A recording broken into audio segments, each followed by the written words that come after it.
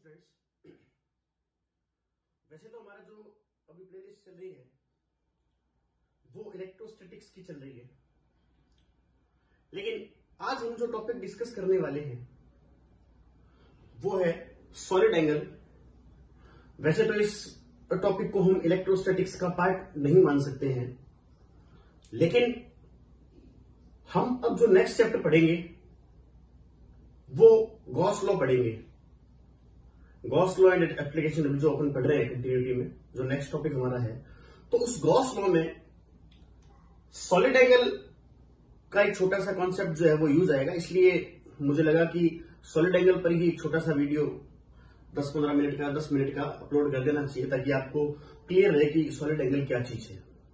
Otherwise आप वहां इसको यूज नहीं कर पाएंगे ज्यादा। हालांकि एक छोटा सा टर्म है वो यूज आता है, आप उसको डायरेक्ट भी लिख सकते हैं, लेकिन कॉन्सेप्ट इसका आपको क्लियर हो तो वो ज्यादा बेटर है। तो देखते हैं क्या होता है सॉलिड एंगल। सॉलिड एंगल को समझने से पहले हम पढ़ते हैं प्लेन एंगल के बारे में। आप सबको पता है प्लेन एंगल क्या होता है,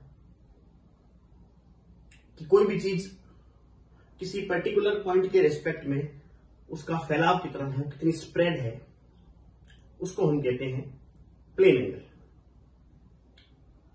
लाइक मेरे पास में एक छोटा सा कोई वायर है, या मैं वायर की जगह इस मार्कर का भी एग्जांपल ले सकता हूं। ये जो मार्कर है और इस मार्कर का फैलाव जो है वो मुझे देखना है अपनी आंखों के रिस्पेक्ट में। तो इस मार्कर का ऊपर और नीचे वाला दो जो इसके जो पॉइंट्स हैं, वहां से एक लाइन मुझे बनानी है अपनी, एक नीचे की तरफ 2 लाइंस आएंगी।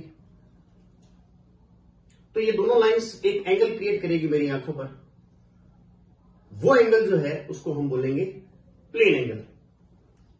जैसा कि ये फॉर एग्जांपल ये मार्कर है आपका, ओके, ए बी, और यहां पर ये हमारी आंख है। तो उसके ऊपर वाले और नीचे वाले पॉइंट से जो लाइन आएगी इस आंख पर, वो ये जो एंगल बना रही है यहां पे, ये थीटा है, इसे हम बोलेंगे प्लेन एंगल। और प्लेन एंगल का मेजरमेंट आप कर सकते हैं। प्लेन एंगल का जो फॉर्मूला होता है वो थीटा बराबर में क्या लिखते हैं हम, arc upon radius. Arc upon radius का मतलब क्या होता है, चाप बट्टा त्रिज्या। तो इस एंगल का मेजरमेंट करने के लिए हमें क्या करना पड़ेगा, यहां पर हमने जो अपनी आंख मानी है इसको मैं लिख देता हूं पॉइंट ओ। इस पॉइंट ओ को यानी कि आंख को सेंटर मानते हुए आपको एक सर्कल बनाना है। इसकी रेडियस कितनी होगी, आर।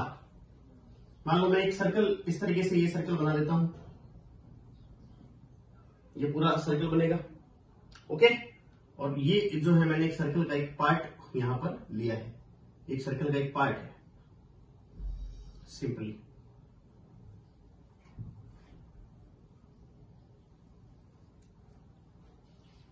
अब ये जो लाइन है इसको थोड़ा सा आप एक्सटेंड कर सकते हैं, आगे बढ़ा सकते हैं। तो मुझे इस एंगल के लिए यहां पे एक आर्क मिल गया जो कि है A dash and B dash, okay. और यहां से यहां तक की जो दूरी है, वो जो आपने सर्कल बनाया है उसकी रेडियस हो जाएगी। तो वो रेडियस मान लेते हैं आर है, और ये जो आर्क है आपका, ये जो है वो कितना हो गया, एल। तो इसके अकॉर्डिंग आप प्लेन एंगल का फॉर्मूला क्या लिखेंगे, एल अपॉन आर, यानी आर्क अपॉन रेडियस, थीटा बराबर में एल अपॉन आर, ओके। अगर हम इसकी वैल्यू लिखें सपोज, तो इसकी वैल्यू लिखने पर कैसे, अगर एक पूरे सर्कल के लिए मैं इसकी वैल्यू लिखता हूं, ये तो मैंने एंगल किसके लिए बनाया है, एक छोटे से आर्क के लिए। अगर मुझे पूरे सर्कल के लिए अगर ये बनाना हो सपोज, तो मैं कैसे लिखूंगा, theta is equals to small l. Small l क्या है, लंबाई किसकी, आर्क की। अगर मैं पूरे के लिए बना रहा हूं तो पूरे के लिए फिर उसकी लंबाई कितनी हो जाएगी, 2 पाई आर अपॉन रेडियस कितना हो जाएगा, आर। तो आर से आर हो गया, तो थीटा कितना आ गया, 2 पाई, ठीक है। 2 पाई रेडियन। एंगल की जो यूनिट आप लिखते हैं, कोण का मात्रक क्या लिखते हैं, 2 पाई रेडियन। तो थीटा बराबर 2 पाई की जगह मैं क्या लिख सकता हूं, आपको पता है 3.14 इज इक्वल्स टू 6.28 रेडियन। तो एक पूरे सर्कल के लिए जो अगर आप एंगल की वैल्यू लिखते हैं रेडियन में तो कितना लिखते हैं 6.28, और वैसे डिग्री के अंदर जब आप लिखते हैं तो आपको पता है कि पूरे के लिए 360 डिग्री होता है। यानी आप एक रिलेशन देख सकते हैं डिग्री और रेडियन में, ये होता है कि 6.28 radian is equals to what 360 degree. So 1 radian is equals to what 360 upon में 6.28। आप इसको कैलकुलेट कर सकते हैं इजीली। तो ये हमने बात करी है प्लेन एंगल की। ओके, अब अगर मेरे पास में मार्कर की जगह पे एक कोई भी सपोज हार्डबोर्ड है, रेक्टेंगल इस तरीके से, कोई स्क्वायर है, कुछ भी है आपके पास में एक हार्डबोर्ड है। ओके, तो हार्डबोर्ड जो है वो किस प्रकार का, जैसे ये मैंने अपना हाथ मान लिया, ये इस प्रकार से है। अब इसके रिस्पेक्ट में अगर मैं अपनी आंखों को देखूं तो यहां से फिर 4 लाइन आएंगी, क्योंकि इसके 4 कॉर्नर है ना, 4 सिरे हैं, 1 2 3 और 4। तो चारों से एक एक लाइन जो है वो इस प्रकार से आंखों पर आएगी। यहां पर क्या है, सिर्फ 2 लाइन आ रही है। Okay, only 2 lines. तो वो एंगल जो है उसको क्या बोला हमने, प्लेन एंगल। लेकिन अगर मैं इसकी जगह पे इस तरीके से कोई एक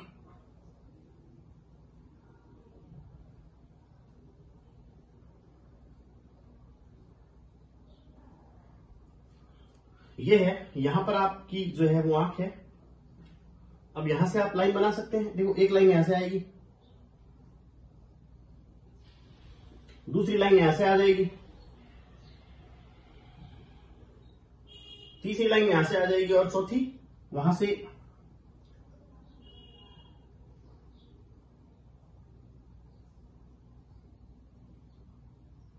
ऐसा कुछ बना सकते हैं आप इसको। ओके, सो अब ये चारों लाइन से जो आ रही है, तो यहां पर आपके पास में ये जो एंगल मिलता है इस तरीके का, ये 3D में, इसको हम बोलते हैं solid angle. This is solid angle.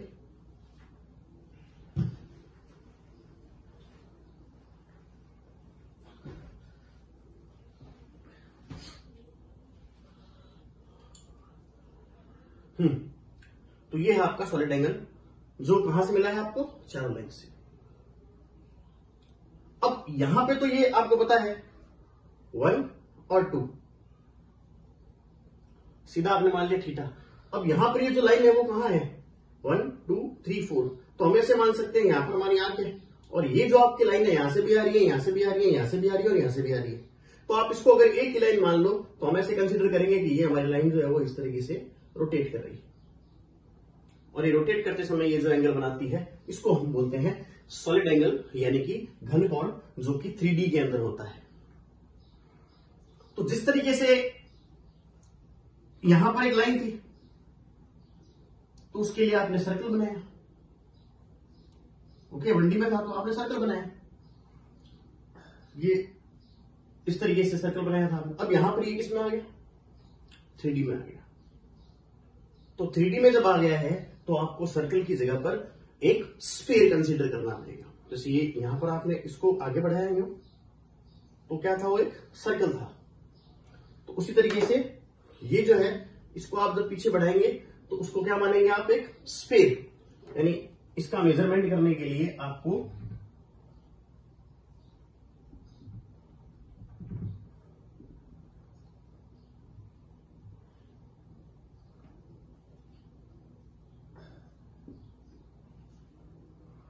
क्या मानना पड़ेगा, इसको एक स्फीयर का पार्ट मानना पड़ेगा,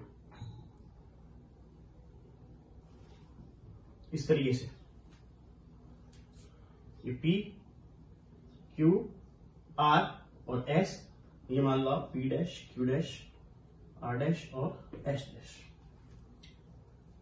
तो सेम जैसे यहां पे ये 3D में आ चुका है, यहां पर आपने क्या लिया था, केवल लेंथ ली थी। लेकिन अब यहाँ पर आप इसको क्या लेंगे, इसका एक एरिया लेंगे। यहाँ पर आपने क्या लिया था, एक आर्क लिया था, इसकी लंबाई कितनी थी, एल। तो यहाँ पर आप क्या लेंगे, एरिया। तो from this point theta is equals to, यहाँ पर सॉलिड एंगल को इस तरीके से ओमेगा से डिनोट किया जाता है। तो यहाँ पे अपन लिखेंगे एरिया, क्योंकि यहाँ पर आपने क्या लिखा था, लंबाई, सीधी लाइन थी। यहाँ पर क्या आ जाएगा, एरिया अपॉन में। अब यहाँ पर एल, ये भी लंबाई और ये भी लंबाई, ऊपर भी लंबाई और नीचे भी लंबाई। तो यहाँ पर ऊपर क्या है, एरिया, तो नीचे फिर एरिया क्या होता है, मल्टीप्लीकेशन हो गया ना, दो लंबाई होगा। तो नीचे फिर रेडियस की जगह पे यहाँ पर क्या आ जाएगा, r square. So solid angle जो है वो घनकोण, उसका सूत्र हो गया ओमेगा बराबर में ए अपॉन में आर स्क्वायर। अगर मैं एक पूरे, यहां पर आपने भी ये निकाला, किसके लिए निकाला, एक पूरे सर्कल के लिए निकाला। उसी तरीके से अगर मैं यहां पर एक पूरे स्फीयर के लिए निकालूं तो ये क्या आ जाएगा, एक स्फीयर का एरिया वो होता है 4 पाई आर स्क्वायर अपॉन में आर स्क्वायर। आर स्क्वायर से आर स्क्वायर कट गया, तो सॉलिड एंगल कितना आ गया आपके पास में, 4 पाई।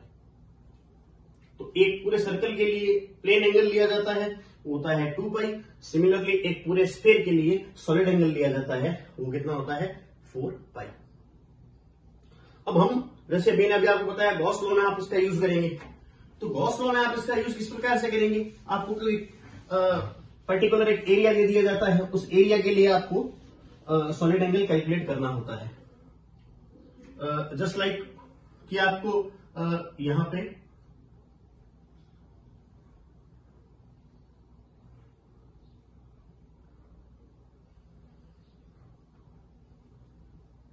ये कैसा एरिया दे दिया है, इसका आपको सॉलिड एंगल जो है वो यहां पे कितना बनता है वो कैलकुलेट करना है।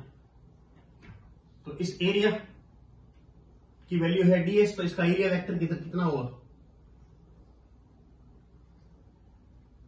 ds vector. ओके, और ये दूरी भी कितनी मान सकते हो आप, r। ये दूरी भी कितनी मान सकते हो आप, r। ये है आपका सॉलिड एंगल। अल्पांश के लिए है, स्मॉल पार्ट के लिए, इसलिए इसको डी ओमेगा से लिखते हैं।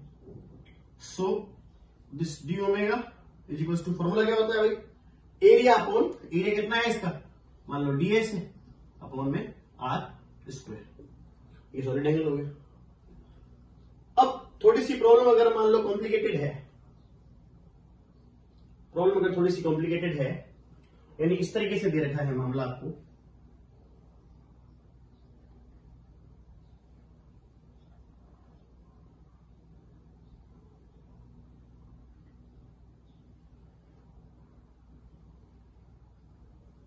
ये सॉलिड एंगल।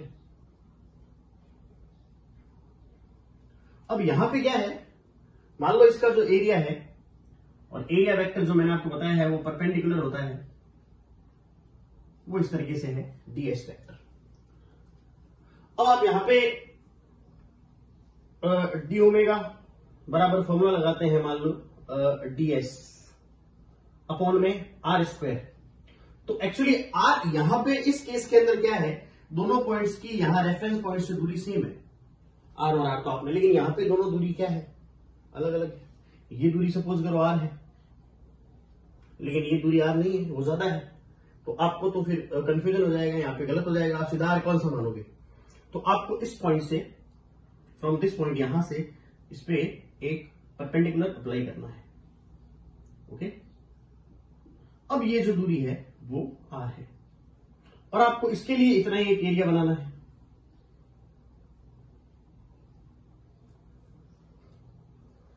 लेकिन ये एरिया तो इस तरीके से था, तो उसको आपने बना दिया परपेंडिकुलर। ये इस तरीके से है, तो इसका परपेंडिकुलर किधर हो जाएगा, उस तरफ हो जाएगा। तो अब आपको यहां पर इस सॉलिड एंगल के लिए ये एरिया लेना पड़ेगा। ये इधर, ये एंगल मान लो आप थीटा है, तो अगर मैं इसके कंपोनेंट लूंगा तो इस तरफ इसका कंपोनेंट क्या आएगा, ds cos थीटा। ओके, सो इस सॉलिड एंगल के मेजरमेंट के लिए आपको क्या लिखना पड़ेगा, ds cos थीटा अपॉन में आर स्क्वायर। और एक पूरे क्लोज लूप के लिए या एक पूरे स्फीयर के लिए इस प्रकार का जो पार्ट है ये क्या मान सकते हैं आप, ये स्फीयर का एक पार्ट है, इसके लिए पूरा स्फीयर लेंगे और पूरे स्फीयर के लिए जो अगर पूरे स्फीयर के लिए निकालेंगे तो स्मॉल पार्ट के लिए आपने निकाला है, अगर मुझे यहां पर पूरे के लिए निकालना होता तो फिर उस कंडीशन में उसकी वैल्यू कितनी आती है 4 पाई, जो कि अभी हमने निकाला पहले। एक चीज इसमें और देख लेते हैं, relation between plane angle and solid angle. अभी आपने पढ़ा है सॉलिड एंगल किस तरीके से होता है, ये होता है। तो प्लेन एंगल का सॉलिड एंगल के साथ में किस तरीके से रिलेशन होगा, जैसे फॉर एग्जांपल ये इस तरीके से है, तो सबसे पहले इसको मैंने 30 डिग्री उठा दिया या 60 डिग्री उठा दिया, ओके, तो ये प्लेन एंगल हो गया। अब प्लेन एंगल के साथ इसको पूरे सर्कल में घुमाते हैं, ये इस तरीके से देखें आप, यहां से मैंने इसको एक 60 डिग्री का एंगल बनाया। अब इसके लिए अगर आपको क्या करना है, सॉलिड एंगल बनाना है तो इस तरीके से बनाएंगे, ये हो गया आपका सॉलिड एंगल, ओके। तो ये जो रिलेशन है प्लेन एंगल और सॉलिड एंगल के बीच में, तो ये रिलेशन होता है solid angle is equals to 2 pi 1 minus cos theta. जैसे अगर प्लेन एंगल कितना है 60 है, तो सॉलिड एंगल कितना आएगा उसके लिए 2 पाई 1 माइनस cos 60 की वैल्यू कितनी होती है वो आप लिख सकते हो यहां पे 1/2। सो 2 पाई 1/2, 2 and 2 कैंसिल, सॉलिड एंगल कितना आएगा, इसके इक्वल हो जाएगा, पाई के इक्वल आ जाएगा। अगर मैं 90 डिग्री लेता हूं, जैसे ये यहां पर है, तो आपने पहले प्लेन एंगल बनाया, कितना बनाया 90 डिग्री का बनाया। अब आप इसके रिस्पेक्ट में अगर घुमाएंगे इस तरीके से 90 डिग्री बना करके, okay, so omega is equals to आ जाएगा 2 पाई 1 माइनस कॉस 90। कॉस 90 क्या होता है 0, कितना आएगा 2 पाई।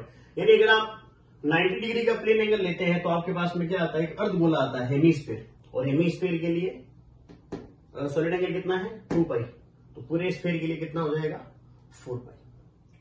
तो ये एक छोटा सा कॉन्सेप्ट था सॉलिड एंगल का, एक बार नहीं से लगभग 2 बार आप थोड़ा सा देखें और ढंग से लिखें तो ये क्लियर हो जाएगा अच्छी तरीके से फॉर्मूला वगैरह। उसके बाद में गॉस लॉ के डेरिवेशन में आपको कोई दिक्कत नहीं आएगी। तो नेक्स्ट जो अपना पॉइंट आएगा वो मोस्ट इंपोर्टेंट कॉन्सेप्ट होगा, वो होगा गॉस लॉ।